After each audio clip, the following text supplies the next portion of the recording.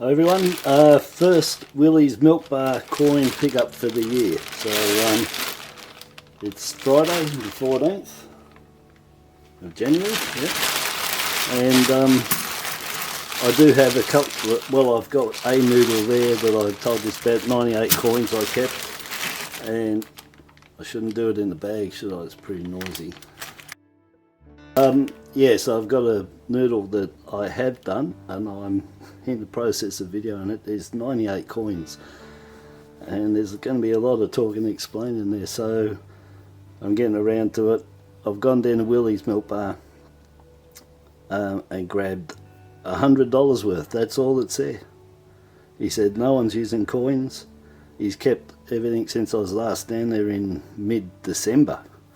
So this is like 3-4 weeks worth of, or 4 weeks worth of coins. So anyway, nobody's spending. But there's $100 worth, 50 of ones, 40 of 20-cent pieces, and $10 of 50-cent pieces. So I'll have a look through and see what people have dropped off for us. So I'll just do the 50-cent pieces here because there's only $10 worth. Okay, we'll have a look through.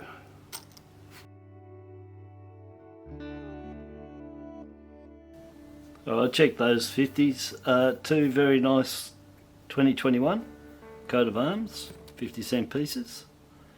1.44 million, 6th lowest of the 50-cent pieces in circulation. I'll take those two, no problems at all. Very nice. There's very few under 2 million out there in circulation, so I'll take them, even though they're 6, 1.44 million, very low, very low. So that's good. And I'll check these $1 now.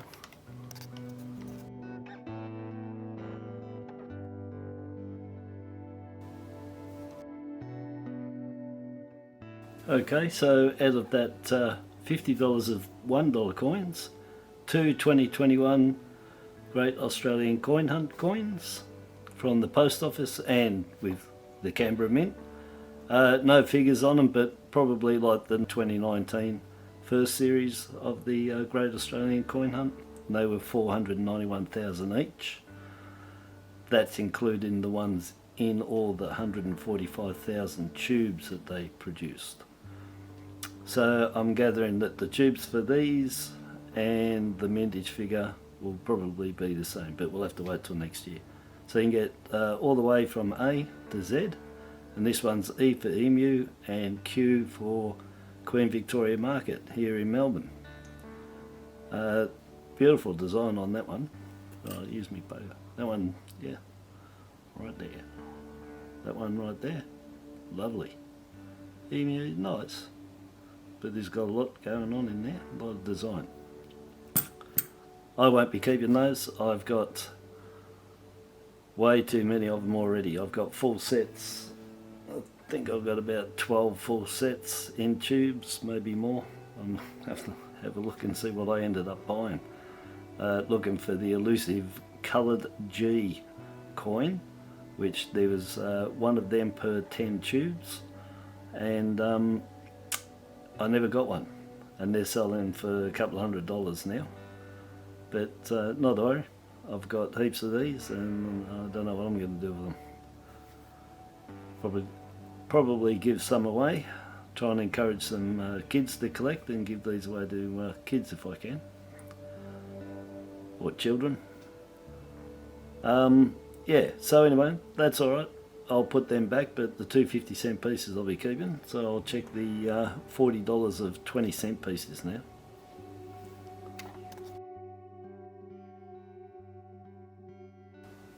So that's okay, so that's $40 of 20-cent pieces I'm going to check, and that's 200 coins, so yeah, it's still a few coins. I'm not going to show you me going through them. I'm not going to video all that. It takes ages to it takes a while for you guys to watch it too, you know, so I don't want to stretch it out too much, but I'll just show flipping over a couple and we'll see if we can find a wavy 66 would be good, wouldn't it? So I'll check these now and we'll see what we got. Alright, check those 20s. Before I show you what I got, I just thought I'd show you all the 2021 20-cent pieces that ended up down there. That's 25 of them. So 1/8 of the 200, or 12.5%, were 2021s, and they made 25 million of them. So I'm not going to keep any of those. I've already got a lot of these from when they very first came out, so I've got some very good condition ones that I've kept. I've probably kept about 20 of them, I think.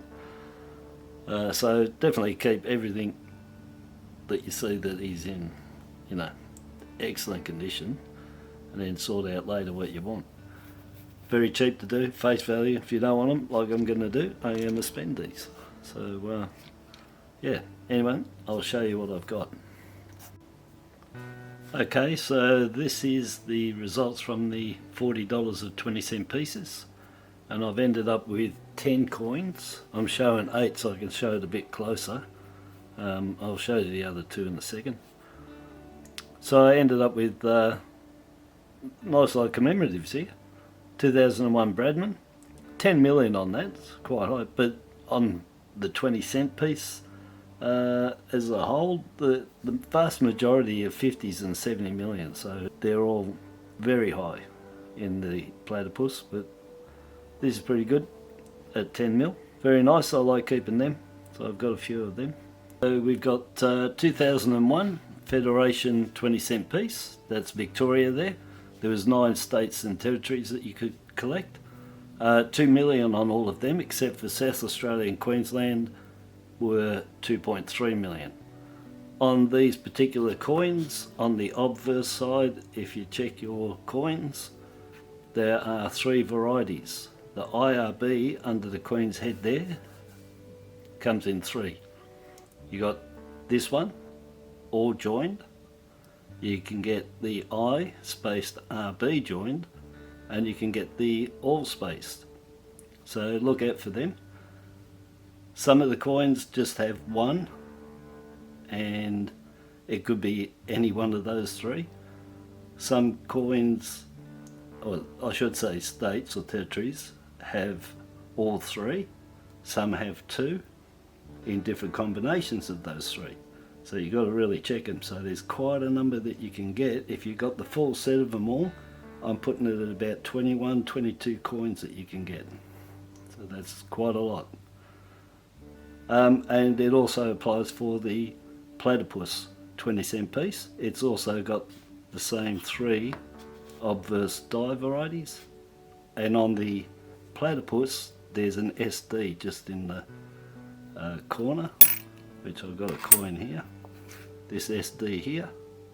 On the platypus 2001, you can get a tiny or small SD. Very noticeable, very small, extremely hard to find. I found only 2 last year, and I did, I don't know, $60,000, $70,000 of 20-cent pieces. No, not that much. I probably would have done about $30,000 of 20s, and only got 2. Very hard to find, but that's the platypus. So the platypus, you can have the 3 different IRB married up with a small SD. So look for them, and that gives you another, I don't know, 6 varieties or so there. So both lots, the platypus and the Federation, check them, because there's a plethora of varieties on those 2 coins. Then we've got the 2016 changeover. I end up with 2 of them. Really nice condition, they look good. They've got 4.5 million on them. Very nice. And that's on the obverse side with those coins. They're the only ones that have the commemorative on the obverse. Everything else is on the reverse side. That's the obverse there. But this one, they put them, for that year, all the coins are on the obverse side. And then, the coin that's out of range was a 2019 JC 20-cent piece. and that's good. That's 3 million. That makes that one the second lowest 20-cent piece. The lowest being, well, it's a toss-up, you know. The lowest being the 1985, but that's for the platypus ones. The Federations here are the lowest 20-cent pieces that we have in circulation, outright, at 2 million. Next closest is the 85, 2.7, and then this one at 3. So, but very good. Happy with that. Should have really done that, shouldn't I? Don't scratch your coins. And then over to this side, and we have the variety coin. So I'll go this one first. And what it is a 2007 die variety on the obverse, and it's the date. So this one here is a broad leg 7. It's wider than the standard 7. The end of it is sort of pointy with a round on it. The edge is being taken off it. The thin 7 has a thin leg, and the end of it finishes more to a point. But the ones that will give it away, that leg, you can tell the difference with that leg, no problems. But the O's here on the broad 7, the O's, if you look in the centre, they look like duck eggs. Alright, that's the shape of them, elliptical. And the 2, at the end of the 2 where it comes up, that's called the serif. And that serif on this is short and stubby, like a ducktail. So I'll call it ducktail 2, duck eggs, and a broad leg on the 7. That's the variety. The thin 7 has a thin leg. The O's, if you look at them in the centre, they're circular. And the 2, the serif at the end comes up a bit higher and finishes squarely. So look for them. You can find them, they're not overly hard to get, but yeah, something to look for. Did it again, didn't I? Don't scrape your coins. And next on the agenda is the 4 1981 3.5 claw Canadian minted 20-cent pieces. Way on track to what I tell everybody for the last year or so is, you know, you'll find 1 in $10, but if you go down the bank, get $20 of 20s, 99.99% you're going to find one of these coins, and that's the 1981 Canadian minted 3.5 claw privy mark, for sure. And I did $40 worth here, and I've got 4, so $1 to $10 never works out to more than $1 to $15 if you're looking for them. That's why if you get $20, you'll find one, no problems. It's getting them in nice condition is what you want, but keep them until you build up and find a nice one, and you will get occasionally one as good as these will pop up, no problems at all. And you know, nice coin, bet $25, $30 for it if you got it in this condition. They don't go. They used to go for $180 uncirculated. Now, $30, $35 uncirculated. They drop right down. That's because they minted 50 million coins, and out of that 50 million, they don't know how many are 3.5 claw. But as far as I'm concerned, it's all 50 million. I have never found a Canadian coin without a half claw. Never. And that's in 23 years of noodling. Never ever have I found a Canadian coin with no half claw. So as far as I'm concerned, all 50 million of 3.5 claw. So easy to find. No problems at all, and that's why they dropped from 180 down to 30, $35 now. Because you can get them. So anyhow, back to these. Got a video that I put up, 3 videos on nearly all the varieties that I've had in the videos that I've done. I edited them all into 3 videos, and in that 3 videos there's 21 varieties I think, and 29 different coins. They're really good to go and look at those 3, and you'll learn 21 varieties really quick, and it's always good to go back as reference too to have a look at it, because they just go for a minute or less or a little bit more, and you can just keep going back and looking at it. And so I've got the 81 in there, and I've also got the 2007 in there, so I'll put the links for that anyway, so you can go and have a look at them. And I would, because not just to look at my videos, but it's got 21 varieties in those three, and you'll learn them all in under 20 minutes. Beautiful. So these are in there. 1981, I've got a flat planchet, fish-tailed or curved or scalloped bottoms of the letters, and quite a few of them have it. The 2 1s have it, the I's on the Queen have it, the H has it, the T has it.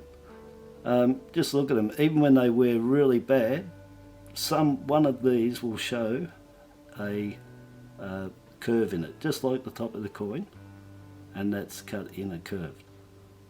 So flat planchet, curved based letters, and when you turn it over, every time, 100%.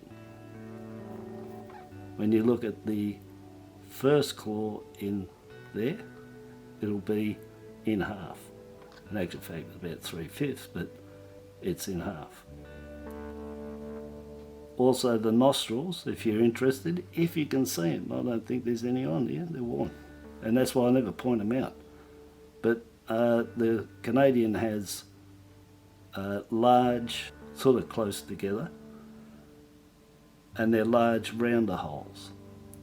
There's another nostril you can get on the platypus, on the 81, and that's on the Welsh 20-cent piece, because they made it in Wales as well. And the nostrils are more like small teardrops, and they're spread apart. Very noticeable between the two. When you've got an uncirculated coin, you can see it real easy, but if they're in good nick, you'll see.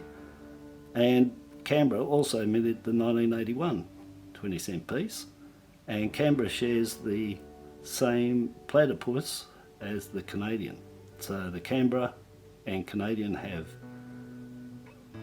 big, round, close together nostrils, and the Welsh minted 20-cent piece, which is the only way you can tell it's the Welsh one from the Canberra, is that it's got smaller, teardrop shape, wider nostrils.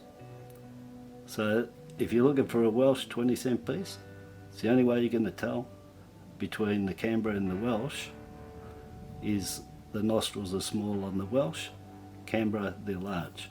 And the reason I say that's the only difference with Canberra and Wales is because on the front, these Canadian coins have the flat planchet, like I said, and curved base letters. The planchet's flat because they use less pressure.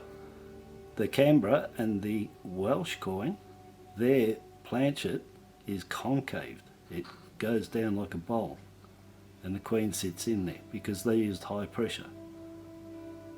Also, the lettering on the Canberra and the Welsh are flat based. Just flat, dead flat like the middle of that pointer. No curve at all. And that's why on the front with the Canberra and the Welsh minted coins, the obverse is the same. They both got flat base letters. But if you look at the nostrils, that's where you can tell the difference between the Welsh and the Canberra. The Welsh will have small, spaced, eyedrop shaped nostrils. The Canberra will have close, large, roundish nostrils. So that's how you tell. And you can look for all three now. Flat planchet, curved base letters, Canberra, Wales, concave planchet, flat base letters, turn it over. If you're looking for the Welsh in Canberra with the flat base letters and the concave planchet, turn it over, look at the nostrils. If they're small, it's Welsh. If they're large, it's Canberra. There you go. Anyway, I'll put the link for this so you can see them up close, because I won't show them up close here, and you'll be able to see on that video up close that half claw and the 2007 up close, and pictures as well up close of the date, pointing all out the differences between the two. Okay, so really good day down there, no problems at all. So what I get in total, I kept 10 $2, 2 50-cent pieces, and that's $3 worth. That's it, $3, 12 coins. Lovely. Okay, so that's the end for today. Thanks for watching again. Till my next video, bye bye.